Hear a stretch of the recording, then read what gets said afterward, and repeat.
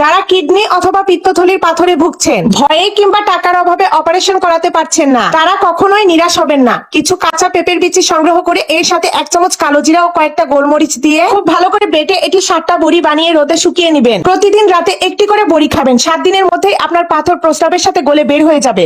মাত্র 5 মিনিটেই আপনি আপনার শরীরের অবাঞ্ছিত আঁচিলগুলো দূর করে ফেলুন। তার জন্য একটা কচি পেঁপে নিয়ে এর থেকে কষ বের করে নিন। এইবার এই কষের সাথে সামান্য একটু সরিষার তেল নিয়ে ভালো করে মিশালেই দেখবেন ক্রিমের মতো তৈরি হয়েছে। আপনার শরীরের যেখানে যেখানে আঁচিল রয়েছে সেই স্থানগুলোতে এই ক্রিমটা লাগিয়ে দিন। 5 মিনিট রেখে মুছে ফেলবেন, দেখবেন আঁচিলগুলো পড়ে যাবে।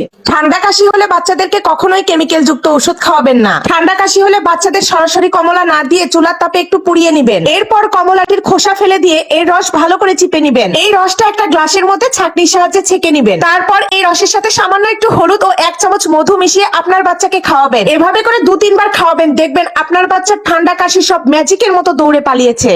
আপনার দাঁতে যতই কালো কালো ময়লা থাকুক না কেন, তা পরিষ্কার করতে পারবেন মাত্র 1 মিনিটেই। এটি জানলে আপনি কলার খোসা কখনোই ফেলে দিবেন না। কলার খোসা থেকে সাদা সাদা অংশটা বের করে নিন। তার মধ্যে একটু টুথপেস্ট, একটু লবণ ও একটু লেবুর রস মিশান। ভালো করে মিশিয়ে এটি দিয়ে প্রতিদিন একবার করে ব্রাশ করবেন। আপনার দাঁতের জেদি ময়লাও পরিষ্কার হয়ে যাবে মাত্র 1 মিনিটে।